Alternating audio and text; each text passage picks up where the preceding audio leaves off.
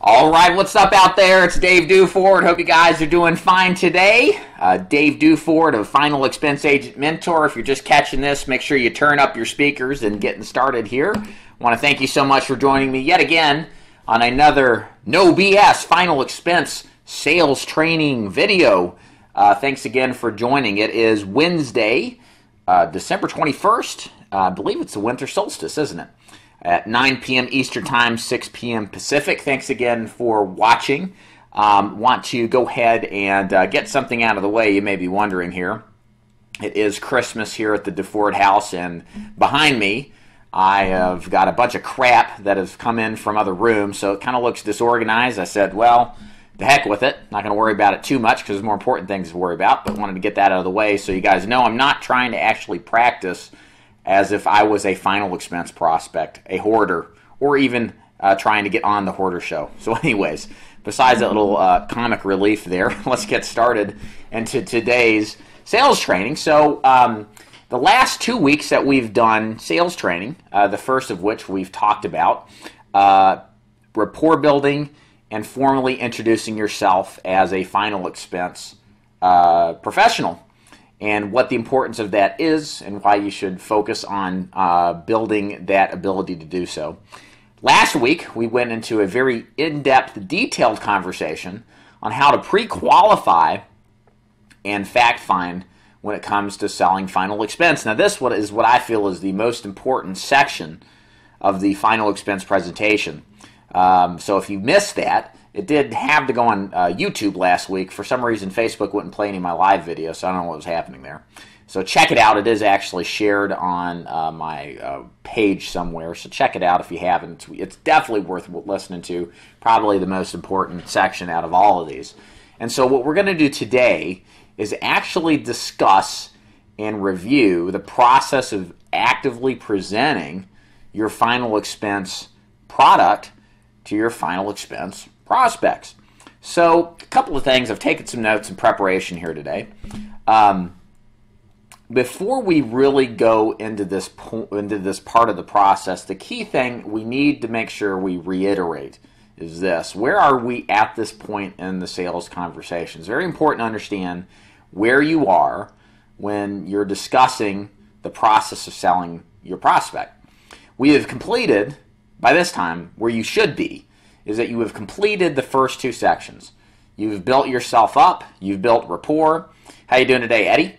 You've also established yourself as far as who you are and introduced yourself formally. And you should have done an effective, very detailed job at fact-finding and pre-qualifying the prospect. Now, I mention this because it is very, very important. One of the most important rules that I employ in teaching this sales process is this: you do not, how you doing today, Richard? You do not progress from one part of the presentation to the other until you have actually completed successfully each portion prior to that. Now, what do I mean by that? It's very simple. If we don't get positive affirmations from Section 1, Section 2, the pre-qualifying fact-finding, we do not do the presentation. More succinctly, we do not present to somebody who's not qualified, okay? So if in our pre-qualification stage we find out they don't have a bank account and they can't pay us money today, there's no need to do a presentation at this point. Hopefully this makes sense. You do not want to waste your time presenting to somebody that is not qualified. It's that important. And so understand, if you're at this point, all of everything that I've taught so far must be satisfied. Otherwise, the odds are extremely low that you're going to actually sell somebody who is not qualified for whatever reason or is not engaged but has not met the criteria up to this point to buy. Now, on the flip side of that, the cool thing is that if you have followed the steps that I have outlined as far as what do you do in sales calls, as you present, your odds are incredibly high that you have done and got a person who is highly qualified and is very much likely going to buy because you have done effectively all the heavy lifting already. You have asked all the tough questions. You know what their needs are. You know what their why is. You know what they've got as far as a bank account, a budget, what their health is.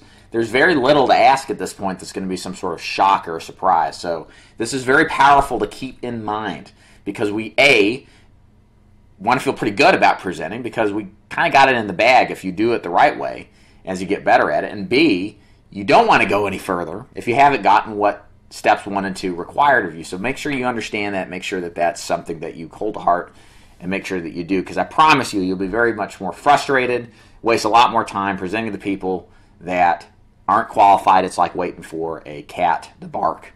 Okay, ain't gonna happen. Okay, so here's what we're gonna do in this presentation today. Is I'm kind of a why guy. As you can tell, my videos usually are pretty long, and the reason that I'm like this is because I like to go into detail about not just telling you what to do, but having you understand why you do what you do.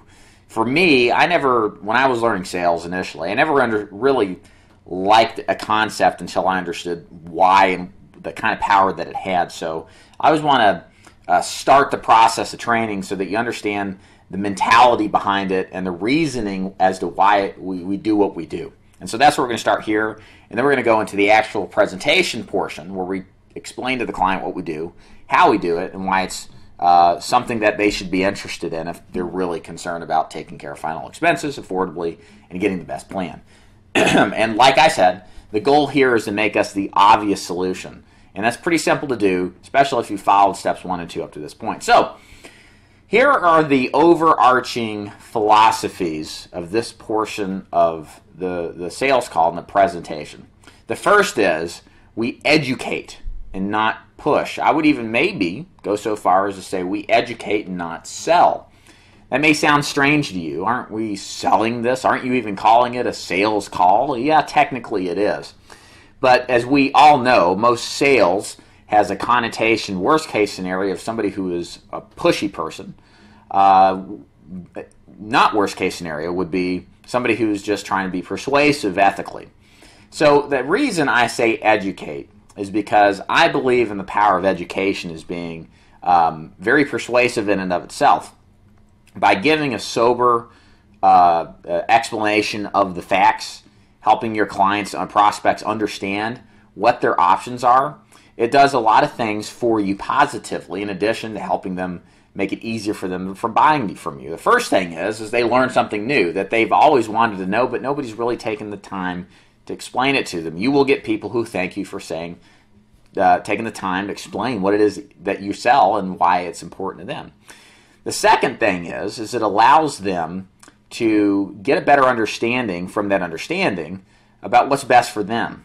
And so in their own mind, while they're listening to you explain something that they have no familiarity with, they're actually internally asking questions of prospects about, is this right for me? Is this not right for me? And also in the process, you're eliciting responses from them that help verbalize the things in their head so they can verbally help sort through some of this mental clutter that they may be experiencing. So it's cool in the sense that it's C, low key.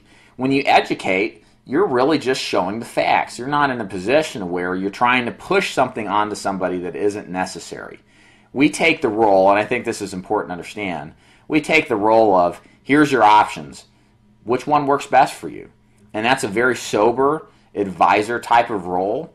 And the people who listen to this, who are expecting a salesperson to put on the best song and dance routine, they're kind of shocked that somebody would say not just the good stuff, but also their competitors. They'll talk about their competitors. They'll even talk about maybe why theirs isn't necessarily the best in certain circumstances. And all of which is true, of course. We're not making any of this stuff up, but it's powerful when you're giving away things like damaging admissions, you're giving the pros and the cons, and you're just putting it out all on the table.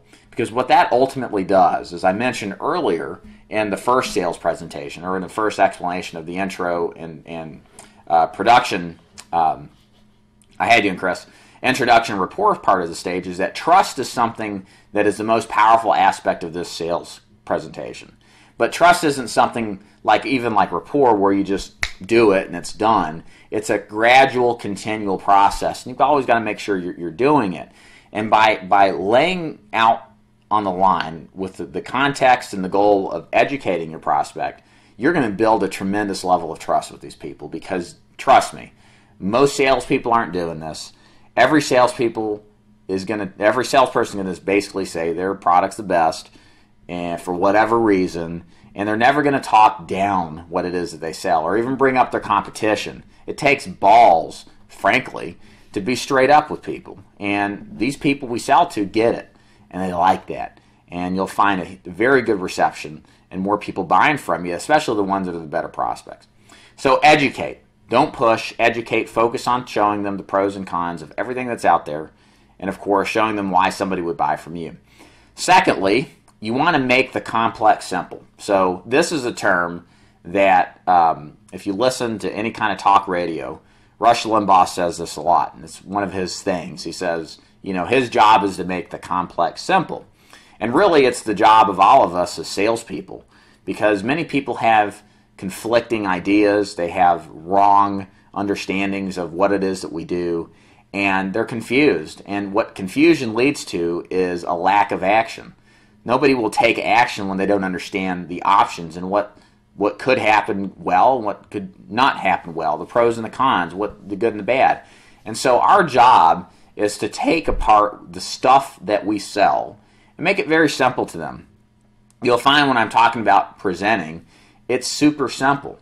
And the reason is I don't want this to be complex to where I cause these people to pause even further about making a buying decision. I want to make it very simple. And you'll see in a second the explanations of what I do, and even the things that I don't say are surprisingly simple, but it drives at the heart of the matter as to what it is that they want and what it is that they're looking to accomplish. So make the complex simple.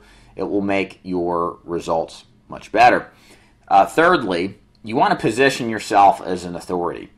The thing about final expense is that we live in and sell in an environment in which our product really is, to some extent, a commodity. In fact, everything we sell has downward pressure on all of us, on anything, to be commoditized, to be just reduced to the value of what it is that we sell and nothing less. Now, if you're a broker, we can operate very nicely in that environment in the sense that we provide value by shopping around and getting better quality underwriting. So it makes us really perfect. We don't have to worry about adding the sizzle to the steak so much. The sizzle is the shopping element of itself as well as the value provided and the underwriting. And in the presentation phase, that's what we're trying to establish, is some level of positioning of authority, that we know what it is that we're talking about, we're familiar with the options that are out there, and we can explain it in an unbiased pro versus con way that helps connect to the client as seeing what is most important to them, and again, leading them to the obvious conclusion that what we do is the best option for them.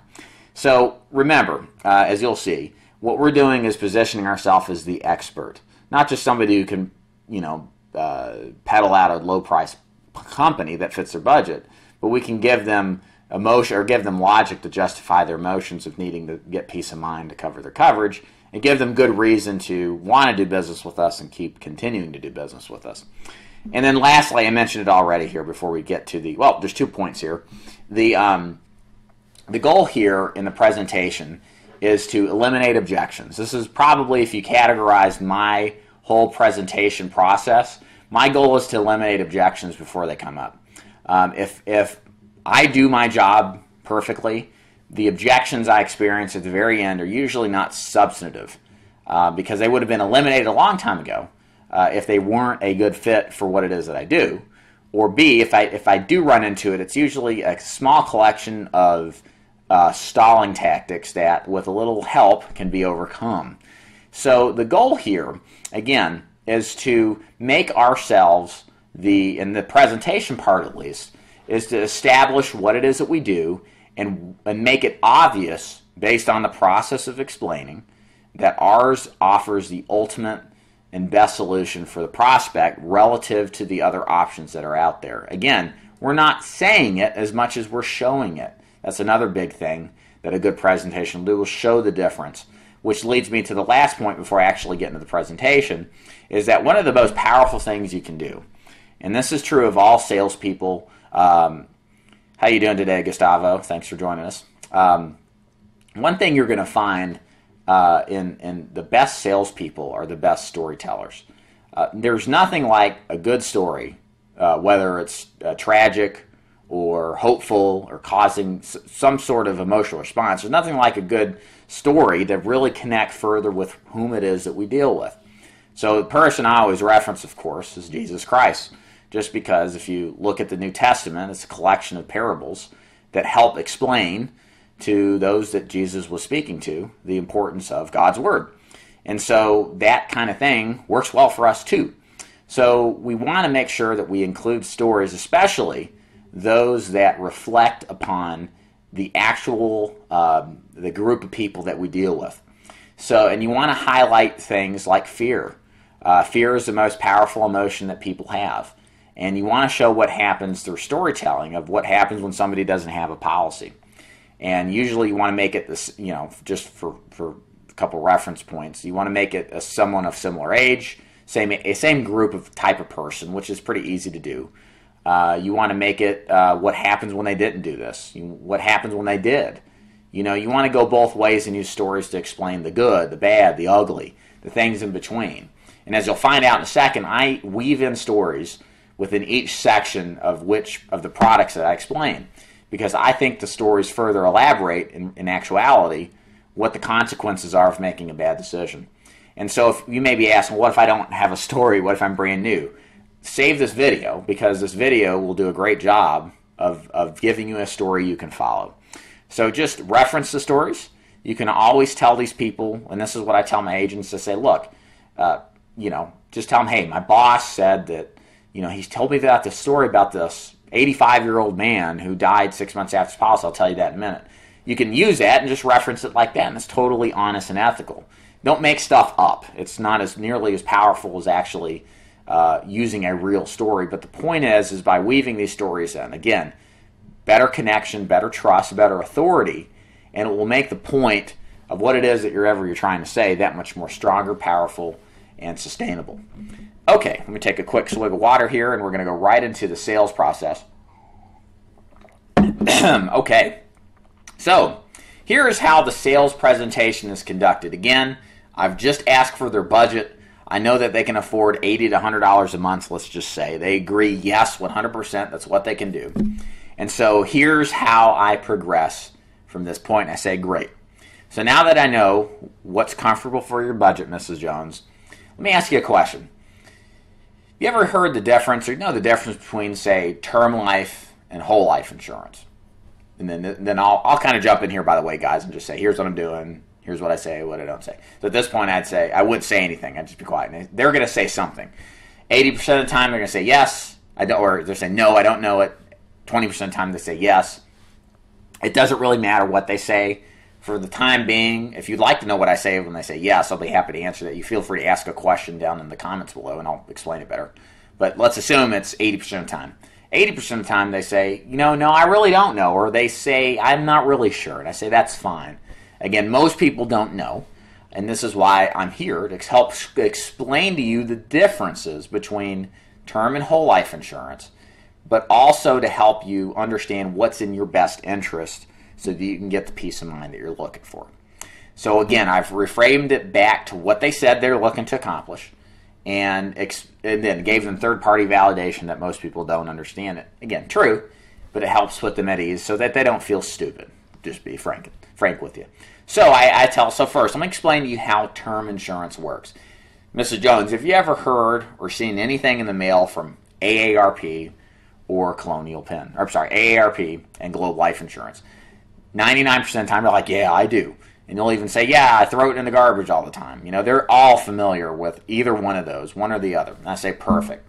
Let me tell you exactly how AARP works. You may be a little bit shocked when you really see what's in the fine print. So AARP and Globe too, they do what's called group level term insurance. The key word there, Mrs. Jones, is term. And term is short for terminating, like it's gonna go away. And they're usually at this point they're a little confused. What do you mean go? So I've kind of I got them hooked. They're leaning in. They're a little bit interested. I say, yeah. So when you get a plan from AARP, what happens is when you hit 80 years old, it terminates out entirely. That means all those years you've kept it, the price has escalated every 5 to 10 years. You buy at 60, it goes up at 65, and again at 70, and then at 80, they cancel you out already, or out completely. My question to you, Mrs. Jones, is are you planning on dying before or after 80? And usually they're like, no, I don't know. I don't know. They say, no, I want to live a long time, or no, I don't know. And I say, that's exactly right. Because the bottom line is nobody knows when they're going to die. So why would you get a plan that's going to kick out before you do, right? I mean, we don't know. And so that's the problem with term insurance, is that it doesn't give you the kind of peace of mind you were telling me earlier that you want, right? It may go away. And on top of that, the other thing these term plans do is they go up in price as you get older. So let me tell you a story, how I mean. So here's where I seg you into an actual story. Again, steal this, please use this, great story, because it's exemplary of the problems with these policies as well as what the kind of emotional decisions and strife that these prospects have to deal with. I tell them, here, let me tell you a little story. I was down in Flintstone, Georgia, and I was meeting a prospect. It was one of my first appointments of my career, and the lady was 76. She was interested in insurance because her premiums were pretty high. And I started talking to her, found out she had AARP, just exactly like we talked. And I said, so what happened with the price? She said, well, I've had it for 15 years, and I had a little price increases, but as soon as I turned 76, it went from $50 a month all the way to $140 a month. I was like, wow, Mrs. Jones, what kind of impact is that? And she said, well, here's what's happened, David. I can't pay. I've got to decide between utilities. It's winter. I've got to decide between medications. I'm not in the best shape at all. I'm on oxygen. I got COPD. Or I got to pay my insurance. And so I'm telling you this, Mrs. Jones. Now I'm back in story mode. I'm telling you this, Mrs. Jones, because she was in a position where she couldn't keep her insurance after paying on it all those years just to lose it. What a waste of money. And that's why, personally, I do not sell term insurance, because I think term is not the best choice for clients. And I have people sometimes tell me it's okay, and I'll tell them go to AARP and just be done with it. And because that's just right for them, that's fine. So term terminates, it goes up in price, and it terminates at 80, and it's just not there really when you may just need it. So in conclusion with the term section, what I've done here is I've explained the negatives. I've put it in the context with a real life person. I've had a few little hooks, little zingers like term is terminating and do you want to die before or after 80? Because that gets people thinking and they're like, wow, I really see the severity of making a bad decision here. And then also I conclude. So what you'll find is I'll tell them what it is that I'm explaining to them. Then I'll actually tell them. I'll back it up with a story to tell them again. And then I'll conclude by telling them what I already told them already. Now, that sounds repetitive, but again, what happens in these sales calls, your client is going to wake up the next morning and forget 80% of the stuff you told them, okay? So you need to get to the point, explain things succinctly with stories and emotion, because that's what they remember. They remember, geez, yeah, that term thing was bad. They may not remember everything, but they need to know the severity, and they need to get emotionally in the moment where they can see how shocking and bad it could be if they buy term, which is fine because, again, that right there moves their mind out from considering AARP and Globe without me saying they suck. You shouldn't buy them. I don't even say that. I just tell them what it does, how it works, and why I don't do it. And that gives them an understanding, but also shows, puts me in a position of what I think is a moral authority too. In a sense, I don't sell because I don't think it's right for the people I deal with 99% of the time. And then I'll tell them to go somewhere else if they do. So it's one of those things that I think makes a huge impact, that I'm willing to walk away from business, and if it's something that I don't believe in. And I've told them more than any of these the brochures ever will explain in bold upfront print, which brings me to my last point. One of the most powerful things you can do in your sales calls is to actually show them the brochures from the company. In fact, if you're listening to this and you'd like me to send you an AARP brochure and a Globe brochure, I'd be more than happy to. Actually, an Aarp and then a Colonial pen. I'll be happy to send you both. Already highlighted, my recommendation is to get it laminated. If you want to put a comment in the box down here at the bottom, feel free to in the comment section. and I'll message you and then get your email, and then we can correspond back and forth. I'll get it to you, is what I'm trying to say. But if you show that to them and say, hey, well, don't believe me, check out what it says in their own sales brochure. They'll see it. They get it all the time. And you highlight where it's highlighted, like, wow, it does cancel at 80. I mean, that, again, helps you, helps you connect with these people that this is a bunch of crap.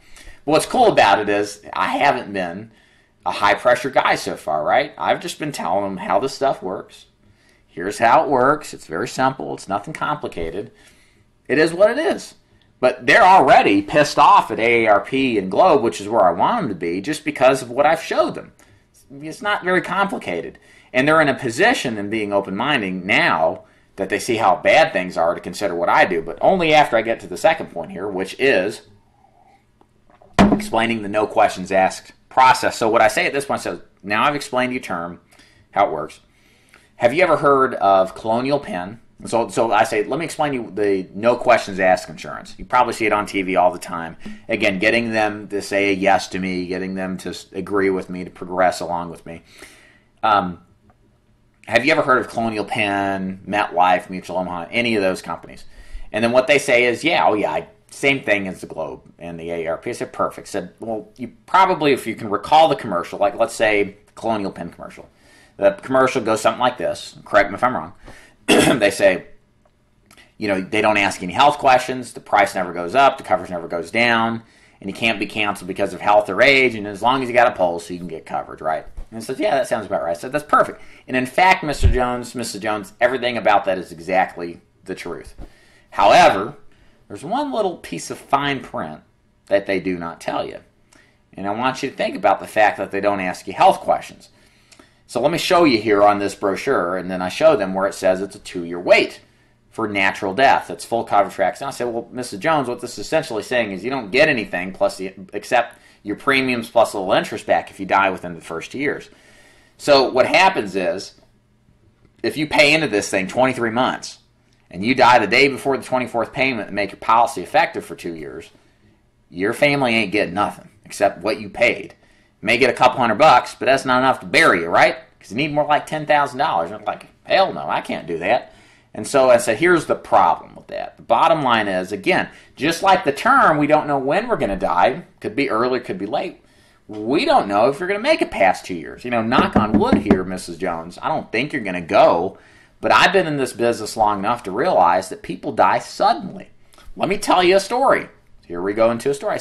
I always give them the Georgia man story here. It's a pretty good story, and all of this is true. And I said, Mrs. Jones, I about a year and a half ago, I sold a $25,000 policy to a gentleman named James in Georgia.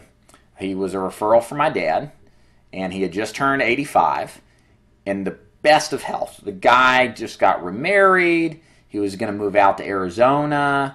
Just a wonderful man. I really enjoyed being with him, not just for the sale, but because I like the guy.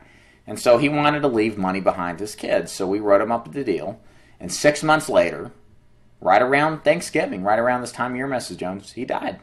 Suddenly. By a heart attack, it seems.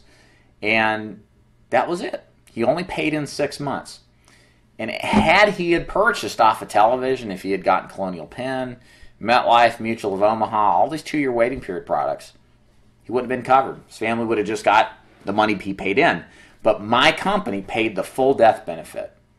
They paid the whole thing. His family was protected because he got a plan that asked them questions, that got him better coverage at a better price. Because what you want, Mrs. Jones, is the plan that asks you health questions, because that's going to give you the best deal overall, especially if your health is good enough, which it is. And so the bottom line is we want to give you the best deal. And you don't want to put your family out the pasture by making the wrong decision. So I've explained, I've explained term. Now I just explained the guaranteed issue. That's where the rates, that's where there's no coverage for 2 years. Let me explain to you, Mrs. Jones, exactly what I do. I do what's called final expense whole life insurance. The way it works is very, very simple. There's 3 main things that you need to know about it and how it's effective and why I think it might be a good decision for you to take. First of all, the rates never go up. So the quote I'm going to quote you here in a second, that price is locked in place the rest of your life. It can never go up for any reason, period. It's locked and set in stone. Secondly, your coverage never cancels due to age or health. That means, unlike the term insurance, you can live past 80. And it doesn't matter what your health becomes. It's the same as you took it out as it will be when you're 80, 90, 100, and however old you get. And then lastly, this is what you're telling me earlier on, you wanted coverage from the beginning. My coverage covers you 100% from the first day. So as soon as you take that out, you're 100% covered after the first payment. So anything happens to you, just like James did in the explanation I told you then, as long as you're telling everything the truth, as long as everything works out, you're fully covered 100% from the first day.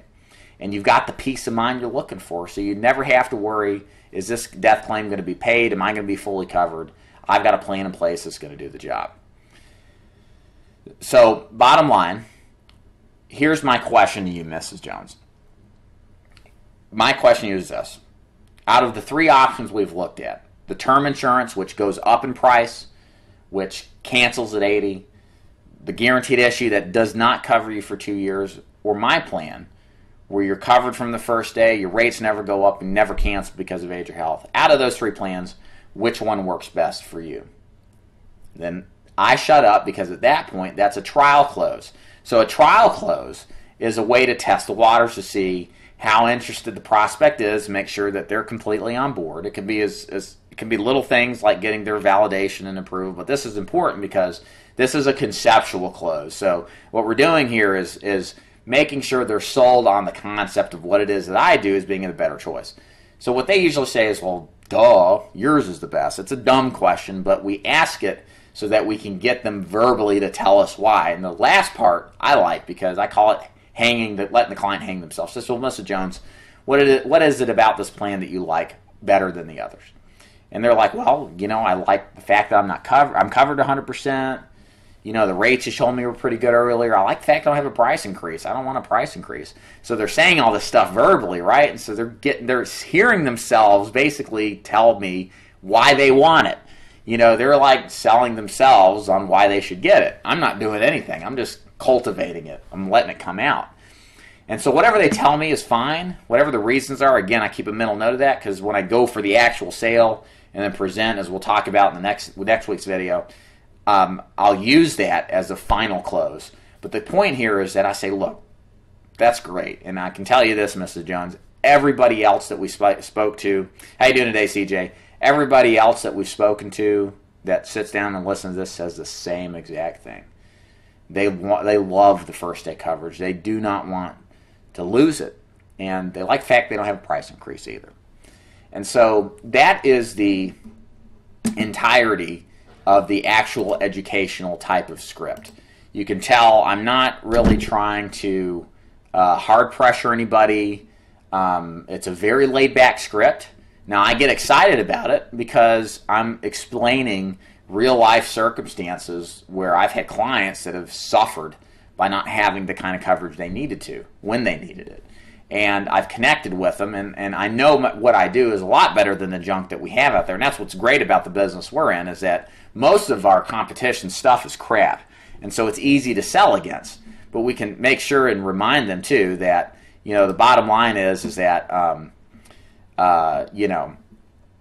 when we phrase it like this is a way more powerful, more effective way to pitch, because most of these agents that are going to be out there, I promise you guys, agents are lazy as hell, all right? They don't want to drive, they don't want to work too hard, and they really don't want to work at actually trying to build value and taking the time to explain. And I promise you, even with what I've just explained, the cool thing is I'm usually out the door in 40 to 50 minutes, even on a couple. Okay, so this isn't asking a lot of time, but I promise you're going to differentiate yourself, you're going to position yourself as an authority, and more people are going to buy from you that are qualified buyers because they like the fact you know what you're talking about, and you're sharp as a tack, as Belfort would say. A couple questions here as I start to wrap things up here. Richard says, would love to have brochures. Thanks, man. Absolutely. Richard, why don't you do this? For anybody else who's interested, go ahead and Facebook message me directly and then send me your email. Just go right to messaging me, and then I'll get your email and send it right to you. It'll probably be later tonight or worst case tomorrow morning sometime. I'll get it to you. Richard also asks, which company would you suggest that issues whole life with bad health but no graded period? Richard, while you listen to this, tell me which health questions or conditions that you're thinking about. We've got so many companies, man. There's so many companies out there, depending on the health condition. And I'm like a book of health conditions, as any of my agents can tell you. I can pretty much tell you anything and anywhere somebody would fit, even the screwball cases. So what I'm trying to say is give me some specific health issues you trouble with or have trouble with much, or if any of you guys have some health issues that you have trouble with when it comes to your prospects, throw them out here in the comment box. I'll give you a couple minutes here while I'm live. And, yeah, okay, I see what you're saying here. And then I'll be happy to give you some ideas. So, Richard, what state are you in, by the way? Because that's going to depend on largely what your options are.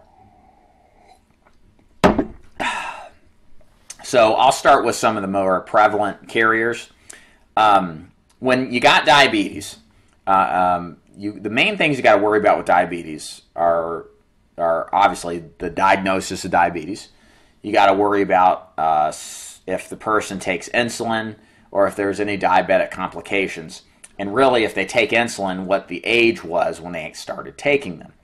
I can tell you probably the most prevalent carrier that will take insulin as well as diabetic complications would be Transamerica.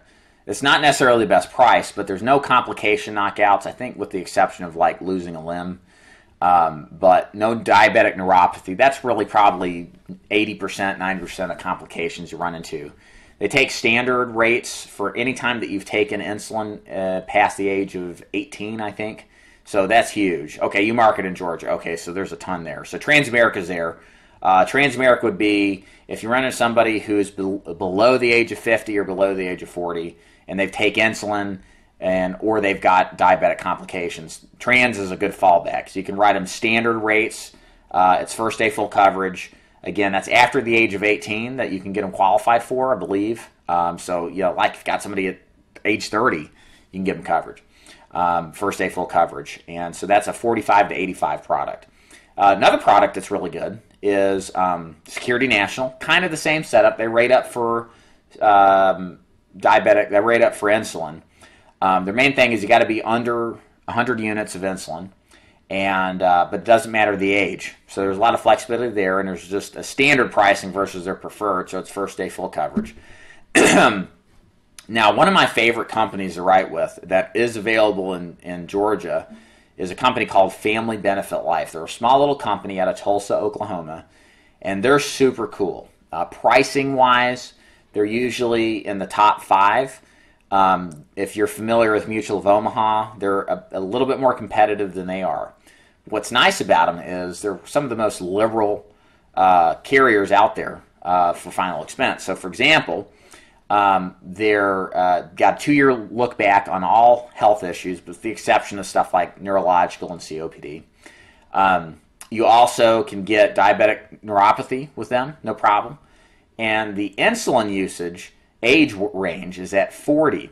So if somebody has take insulin at age 42, they've got diabetic complications, they take 150 units, they will be preferred with Trinity. I say Trinity Family Benefit, same company, different names depending on the state. But what's powerful about them is you can get a lot of stuff with them, with somebody who takes insulin.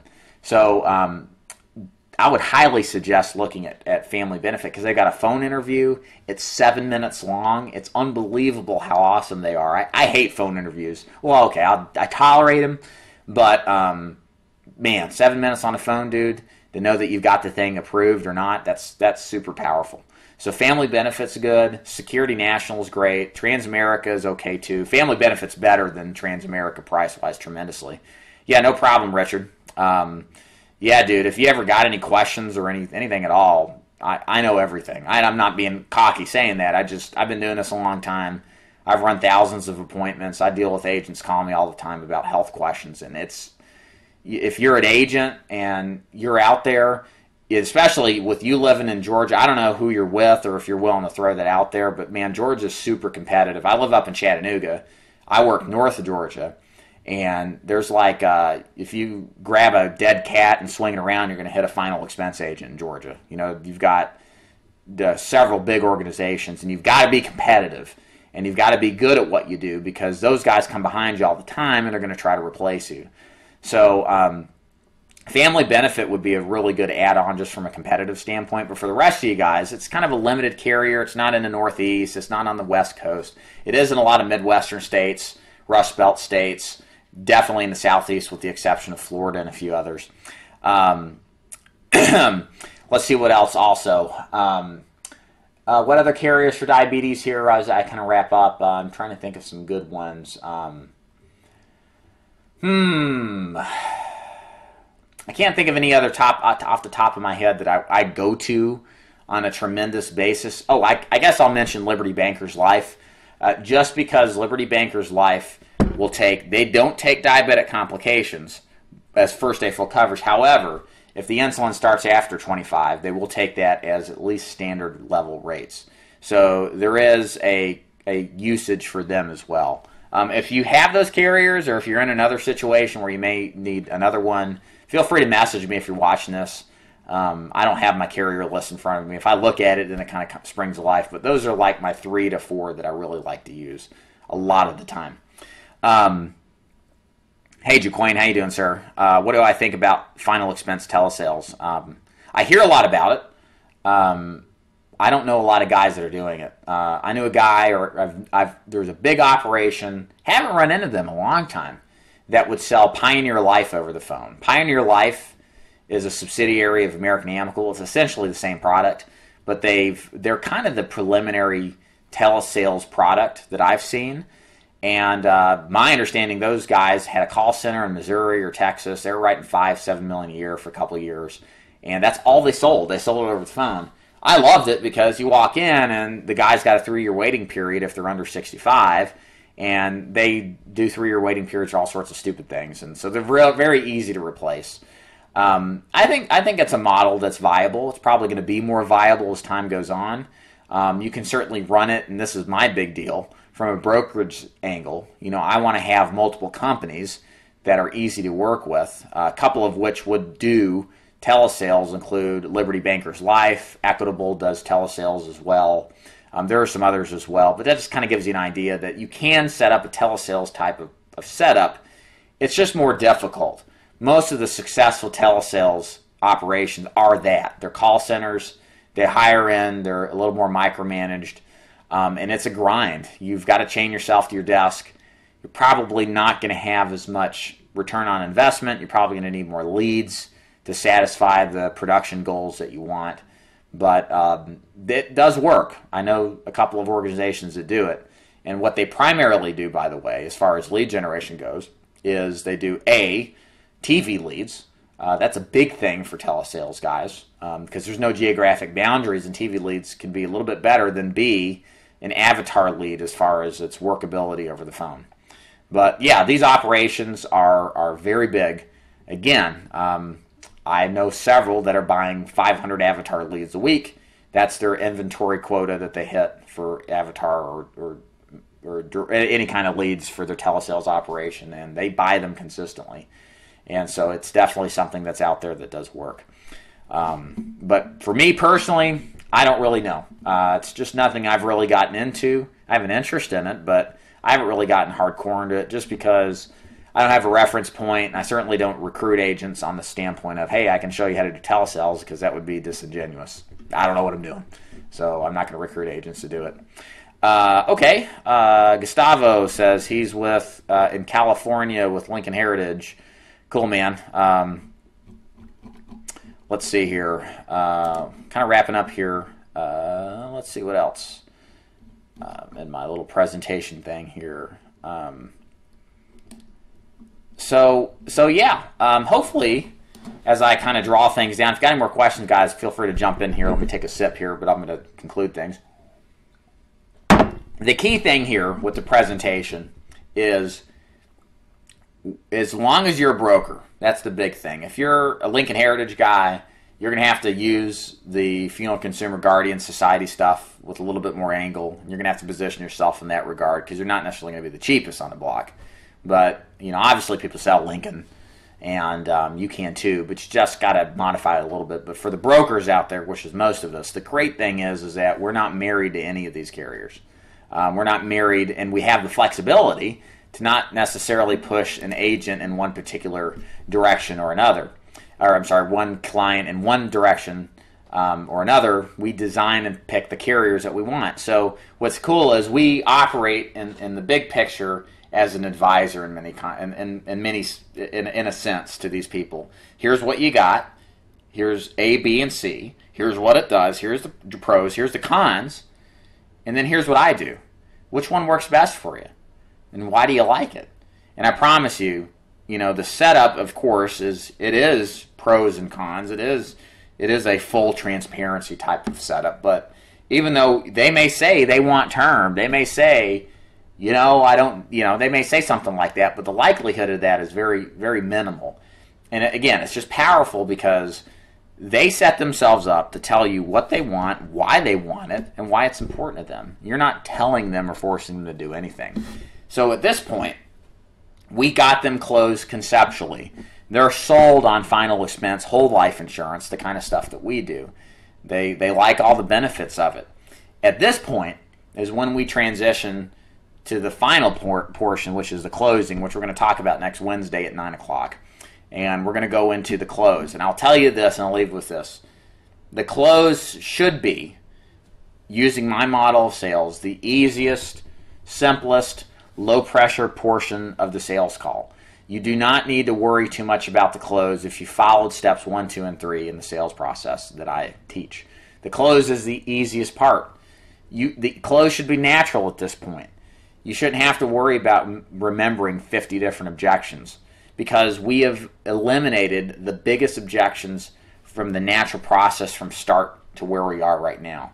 And so the close becomes very simple because you've got them pretty high odds that you're going to close them and you're not going to have a problem wrapping that bad boy up. So we'll talk about that next week. We'll go into detail what things could happen, bad things that could happen, things that could be better, that kind of thing, how to work through it smoothly, how to present, how to take care of some snags that may pop up. And if you've got any questions with this video, feel free to leave me a message or a comment in below. And I want to thank you so much for joining as always. Again, this is the No BS Final Expense Sales Training Program every Wednesday at 9 o'clock Eastern, 6 p.m. Pacific. Thanks so much for joining, and we will see you next week. Y'all take care. Thanks.